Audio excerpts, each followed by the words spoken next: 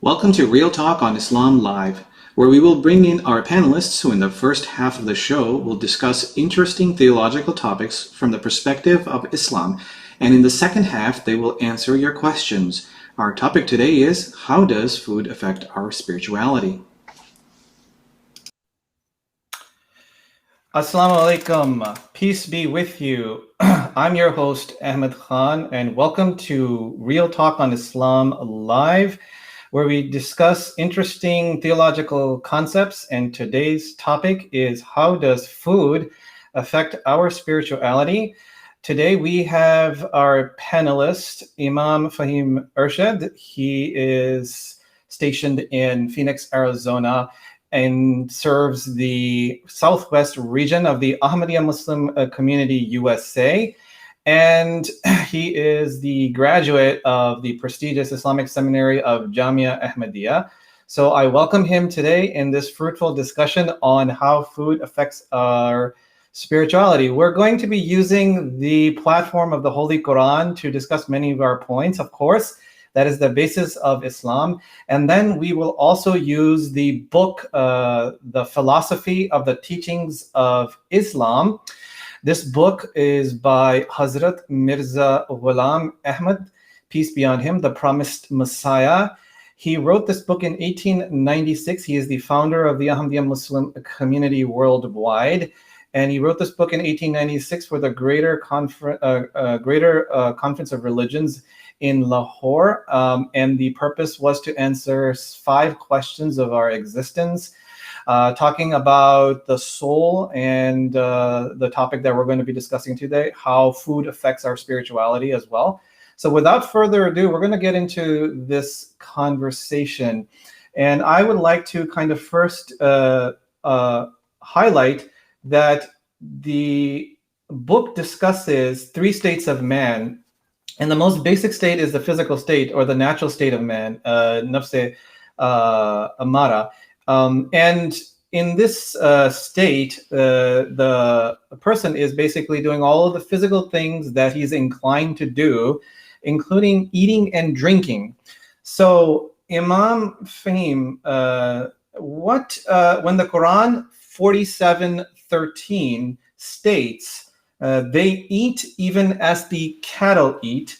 And in Quran 7:32, it states, eat and drink, but not exceed the bounds. Surely he does not love those who exceed the bounds. And in this Quranic verse, in respect to the commentary of the Holy Quran, it talks about that excess eating affects morals or morality. And the promised Messiah, Hazrat Mirza Ghulam Ahmad, peace be on him, states that there is a very strong relationship with the person's manner of eating and drinking and how it affects his or her moral and spiritual states. Can you kind of briefly give an overview of what the Quran is stating of overeating, excess eating, but in eating in general, what of the promised Messiah that I'm saying, peace be on him, which he says in another place that says that the life of a disbeliever is no different than the life of cattle, which was what the Quran was talking about. It actually references that verse, and who are engrossed in nothing but eating. So kind of briefly give an overview of the Quranic verse and how it relates to what the promised Messiah, peace be on him, is saying. First of all, thank you for having me. I appreciate you giving me the opportunity to talk about this very important topic. It is quite relevant now, especially in the nation that we're living in, where eating is kind of a concern. And, trying to look at the Islam has regarding this stance on eating, and how does that really affect us. So, like you have mentioned, the verse of the Holy Quran, which states that Kulu washrabu la tusrifu, that eat and drink, but do not transgress. That we should eat, but we should know our limits, we should know our bounds, and which can mean that we shouldn't eat in excess, right? Whether it's a specific type of food, whether it's food in how do we know our bounds? What manner of, if I just want to eat to my fill, Is that my bound? Is that my boundary? How do we know that? Well, a scientific study on this, that we try to eat until we feel satisfied. We try to eat until we feel full, but we know modern science, it tells us that we should actually keep space left, for a breath and for drink as well. So, until right before we feel full, we should kind of stop. And that's where, even doctors have stated that you remain feeling full until your blood sugar ratio reaches a certain optimum level. And so basically you can... And this is even a teachings of the Holy Prophet, peace and blessings of God be upon him. He mentions, or he states that if you have some room in your stomach and you've eaten to satisfaction, you should quit at that point so you don't fill your stomach up. So this is actually a teaching within the example of the Holy Prophet. Yeah, exactly. The Prophet of Islam, peace be upon him, he stated that, it is sufficient for his son of Adam to eat what will support his back. If it's not possible, then eat a third for food, a third for drink, and a third for breath. So there's great wisdom behind that, like you have alluded to another saying. So, we tend to kind of eat, and then we might think that if we're eating less, we're going to become weak, right? But that's not the understanding that modern science has nowadays. So it's kind of like a false hunger, and if you try to satisfy that hunger, you will be overeating actually. So this is a guiding light from the Prophet of Islam. I think the whole aspect of obesity kind of it revolves around that vicious cycle that because you're eating to your fill, that maximum point tends to increase every single time because your body tends to adapt to what you're doing. And scientifically speaking, it means that because of your adaptation, your body then craves more, obviously, for the same thing. And not only that, but what we're eating also has ingredients in there that are exacerbating that situation where we tend to feel we want more of what we had yesterday. Like if I'm eating a burger, a McDonald's burger, I feel like after 2 burgers, I might want a third one. But whether I need a third one, that's another different whole aspect of it. And I just wanted to kind of allude to a different, a coinciding idea that the promised Messiah, peace be on him, was talking about in terms of spirituality, because we are talking about how it affects our body and mind. So in the previous show, we discussed how the mind is the terminology we use for our soul, something that's conscious, something that's experiencing. And what we're experiencing here is what we, after what we eat, and how it affects our mind or our soul. And that's the whole topic about the soul being affected, or the spirituality part of our existence. And he says that the promised Messiah, peace be upon him, in Malfuzat volume 1, and it's the lives of the pious, he says that you must have observed many people who eat 3 or 4 times a day and consume many fine and nutritious foods like rice in the Indian subcontinent, palau rice, where we have that wonderful palau rice, and they consume that. But what's the outcome of that? It's that they remain asleep and go on snoring until the sun rises, right? It's comical to think about it, but that's what he's saying, that's exactly what happened. They go on snoring, meaning they keep on going and sleep until the sun rises. They become so completely overtaken by sleep and sloth, meaning laziness, that even to offer the Isha prayer, it becomes an arduous exercise. So it is affecting our spirituality, because the very thing that keeps us in the spiritual direction are our prayers. It's affecting our body, which is actually affecting our way to pray, our focus. Yeah, exactly. Like you mentioned, there's that deep relationship, the body has with the way that we consume ourselves, the things that we consume ourselves, because like Promised Messiah Islam stated that they can, the body is like a container, and whatever we put inside the container it's going to affect the outside. So of course, if we're eating, certain things that are going to affect our body, that's going to eventually affect, our spirituality as well. That's why it's so important to not just, to not just overlook the things that we eat, because all of this is interconnected. The promised Messiah, peace be upon him, he states that there's certain foods, if we eat, they also have, effect on our intellect and our morale. For example, he states that eating meat, it can gradually, we can gradually suffer decline of bravery. If we only eat greens and not meat, then if we refrain from eating meat, and that will actually, we will suffer from the decline of bravery. And the opposite of when we're eating greens, when we're eating meat, that will. Yeah, he states he states very clearly, like he says that, for instance, careful observations show or would disclose that people who refrain from eating meat would gradually suffer a decline of the faculty of bravery, like you were mentioning, and then also eating the greens would have an opposite effect. More meekness would be exhibited in the personality, and it's fascinating that you brought this particular topic up, because current scientific understanding about, let's say, for high protein diets, it says that high protein meals do not increase brain serotonin, because they do not increase the relative amount of tryptophan, which is an amino acid that gets built up or triggered because of the creation of serotonin. And serotonin,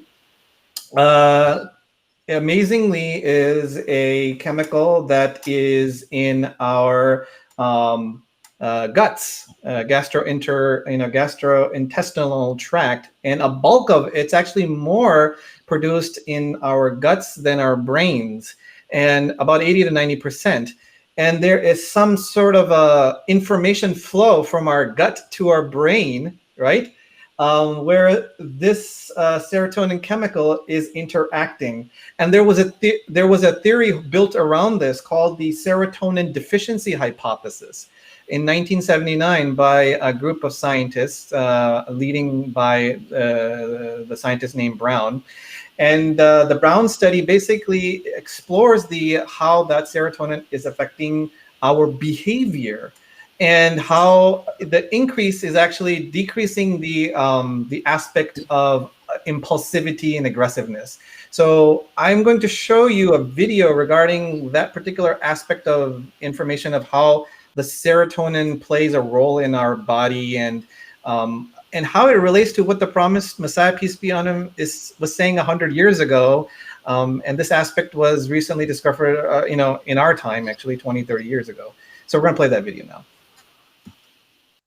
10 to 15% of the cells that compose the lining of your gut are not epithelial cells that are barrier boundary cells responsible for protection and absorption.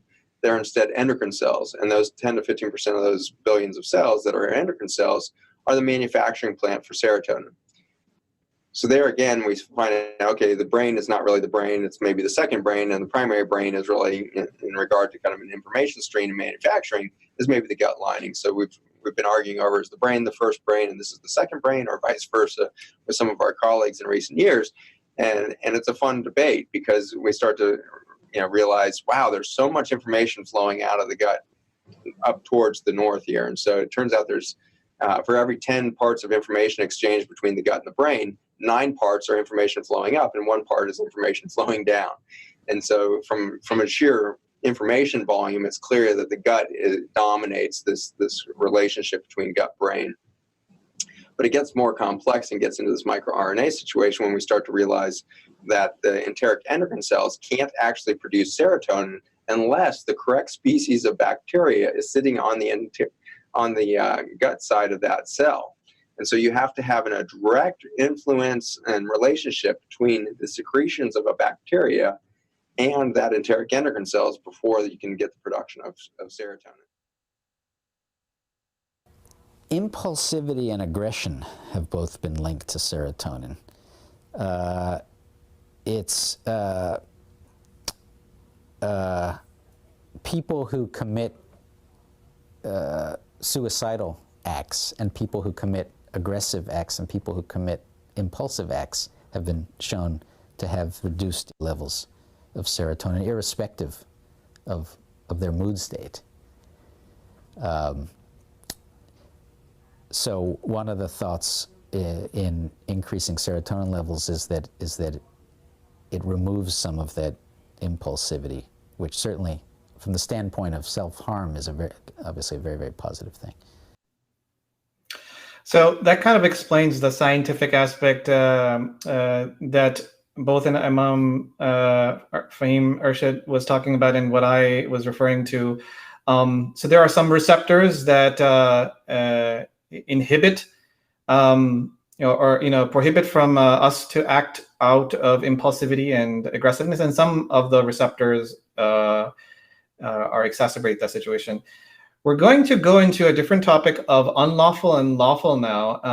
That's the aspect of halal and haram. And then there's a subcategory of tayyib also, and then mamnu.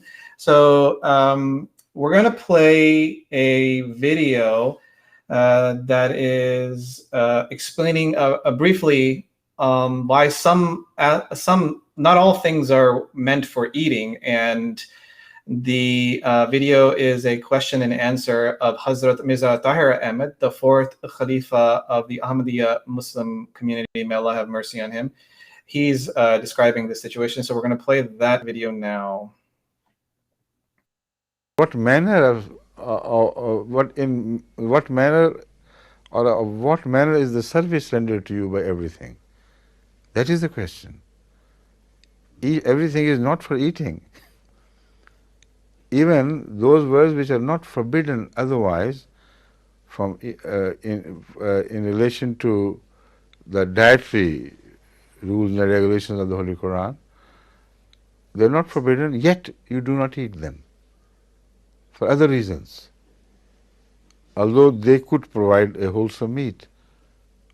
Once Hazrat Muslim Maud brought a bird which he had shot, I think it was a parrot or something, and showed with pride to Masih Maud Islam, look here, I have shot this bird. Amsham turned to him and said, look here, every bird is not for eating. Isn't it a beautiful bird? There are some for decoration, for adding charm and color to your human life, by presenting them this wonderful view of beautiful birds, singing birds and dancing birds and this bird and that bird. So everything is created for the service, all right, but it depends on what service will they render. So that kind of highlights the aspect of why Islam makes certain things lawful and unlawful. The Quranic verse, chapter 2, Quran 2:173 says, eat of good things. And then Quranic 2:174, chapter 2:174 states, he has made unlawful to you only that which dies of itself, and blood and flesh of the swine, pig, and that on which the name of any other than Allah has been invoked. So some of the descriptions of what is lawful and unlawful. Imam Fahim, can you kind of give us a broad aspect of the unlawful and lawful understanding in Islam? Why do we have those? And the fourth Khalifa kind of explained it briefly, but from a perspective of Islam, what is the Quran talking about? Eat of the good things and just the aspect of unlawfulness. Yeah, so the whole impermissibility that's mentioned in the verses that you just stated, which is chapter 2, verses 174 of the Holy Quran, the four things, mainly just to kind of understand what is forbidden, dead animal, blood, flesh of a swine, an animal that has been slaughtered in the name of any other deity besides God. So, another verse of the Holy Quran actually tells us why they are forbidden, gives us a broad understanding. It says فَإِنَّهُ رِجْسٌ, that the first three things are not to be eaten because they are unclean, right? And we can go into the reason why they are unclean, and the fourth thing that is mentioned, it is not to be eaten because it's blasphemous, it's profane. فَإِنَّهُ فِسْقٌ, right? So that's just a broad understanding of why that is forbidden. And of course, the fourth caliph of the Ahmadiyya Muslim community, he gave that understanding. Swine is not to be eaten. Not everything that God Almighty has created is not to be eaten.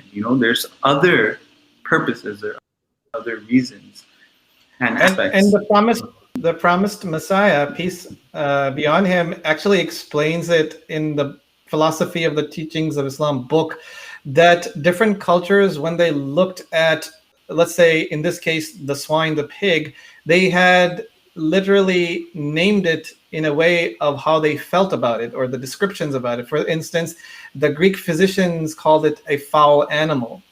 The word sur in the Hindi language is the same meaning as the word khinzir in the Arabic language. I see it very foul. So it was not just that Islam just came up with the idea, or Judaism just came up with the idea. It's pretty rampant through the cultures of the nature of what this animal is and of what kind of things it's capable of in the aspect of its behavior.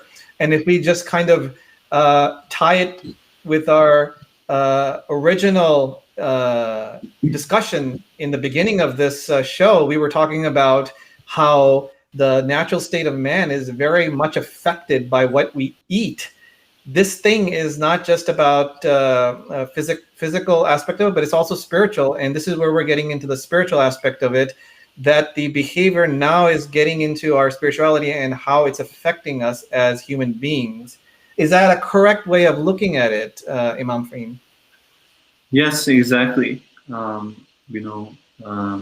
the promised Messiah in Islam has mentioned, it affects us spiritually as well. And swine has been explicitly mentioned in the Holy Quran. That is, so of course, there's so many different aspects of the swine that can affect us as well, mentioned by the fourth caliph of the Ahmadiyya Muslim community. First of all, like you mentioned, just in the name, we can see that it's very foul. But even in this nation, in America, we attribute the swine or the pig to mean something dirty, right? If someone's eating in a very indecent way, we say that that person is eating like a pig. So there's things intrinsic within swine as well that can affect us as well. It keeps itself in unclean and dirty areas. It doesn't have sweat glands. It harbors sometimes homosexuality as well, and that can also affect our moral quality within ourselves, as well as our physical qualities as well. And the fourth Khalifa, Hazrat Mirza Ahmad, may Allah have mercy on him, stated some of these things you're mentioning. And I'm going to kind of, before I show the last video, which is of the fourth Khalifa stating of the lawful and unlawful. And a lot of times we have the questions, can we eat fast food? And is that unlawful? So he kind of answers that very question in a succinct manner. And the Promised Messiah in Malfuzat Volume 2 states that no one should be misled to believe that there is no harm in eating that which is unlawful. So just because we've just stated it's unlawful, and now you not get to have to eat that food, it doesn't make you say that, okay, so if I eat it, I'm just breaking a rule. No, it's actually affecting you. And he says no one should be misled. Anyone who thinks this way is gravely mistaken. And we're going to show the video of Hazrat Mirza Ahmad talking about unlawful versus lawful. It will be our final video, and then we will address some comments and questions. The question was, what about Bismillah ar-Rahman ar-Rahim, Allahu Akbar? If Bismillah Allahu Akbar is not read before that, will that meat become haram? We investigated from ahadith and we found definite verdict by Hazrat Muhammad Rasulullah sallallahu alaihi wasallam that if a meat is presented to you and you do not know whether Bismillah Allahu Akbar was read at the time of slaughter or not, you should not bother. You should recite it before eating it, and then it will be halal. Provided other conditions. Definitely. Just recently I took a journey to Bangladesh. On the way I stopped in Dubai. And one of the most shocking scenes I saw in the airport as I was waiting for my next flight, I walked from one end to the other. Along the way I saw a McDonald's. Okay. Now you can imagine this scene, all this discussion we're having about halal and haram, and here's McDonald's in Dubai. Yeah. Huh?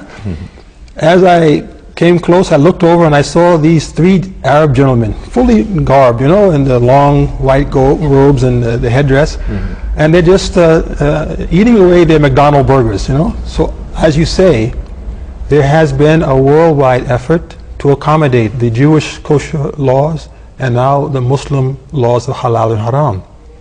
And that is just an effort in those countries to use so-called halal. So the last part was actually a discussion on the same issue that Hazrat Mirza Ahmad was discussing about halal haram, and it ties in with what he was saying, that even Muslims are now understanding the true purpose of the teachings of the Holy Prophet, peace and blessings of Allah be upon him. So we're going to take some comments here.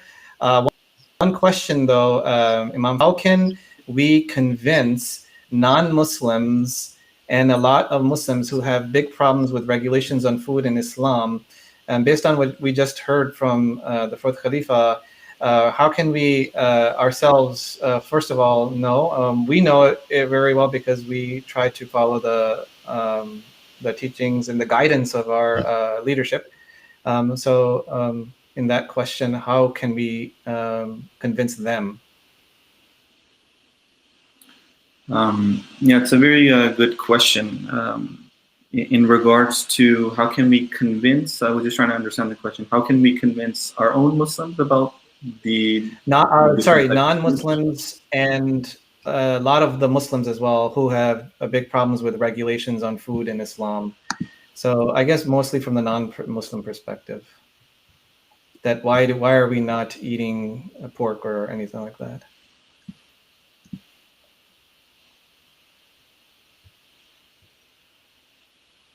Sorry, your audio was just cutting off. We'll try to... I apologize for that. So I think the question is stating that, if you can still hear me, that how can we convince the non-Muslims of why we are not eating pork, or what is the lawful part of it? And how, all the discussion that we're having, how can we convince them of that? Yeah. So that's just kind of a overview of what we just discussed of why, why we don't eat certain foods, as mentioned. For example, like we just went over the 4 different, clear commandments in the Holy Quran of not eating swine, not eating a dead animal, not eating, blood. All these various things have intrinsic harm upon us, and we just mentioned have an effect on us on various, aspects on a physical, moral, and a spiritual level, right? So, even if we go to science, modern science, we can see that these things have a physical, harm to us, right? The Prophet Messiah Islam states that, dead animal, blood in that animal has been toxic, right? It has been corrupted. And a lot of the slaughterhouses are realizing these principles of exsanguinating, taking the blood out of the animal, and what Islam and the Judaic religion were practicing all this time, and it has value now scientifically. And so, from the perspective, and we're almost, unfortunately, we have a limitation of time. So I want to conclude this conversation. But what we are basically realizing is that outside of the spiritual, which we discussed, in our previous episode, we know that we have to start with our physical. And if it's affecting our physical health, it's also affecting, if you believe in the spirituality part of it, that's going to come next. So both of them are interrelated. So if we are affecting our physical health, we should realize the consequences of that, and then also understand the consequences of how it will affect our soul or our spirituality from the aspect of our mind, our existence, and how that's all related. So I think we have a brief understanding. It's not an in-depth understanding, but a brief understanding that food does affect us both from the physical standpoint and the spiritual standpoint. So we know that we have to look at both of those aspects when we look at the teachings of Islam. And it's a balanced teaching when it comes to our eating. We shouldn't overeat, obviously, and there are many implications of that. When we eat, we should eat in moderation. We should also eat of the things that will provide the best possible nutrition for our body and not put us in a unhealthy state. That's where the tayyib, what haram and halal is the ultimate level where we should know what we are eating that will drastically affect our physical and spiritual health.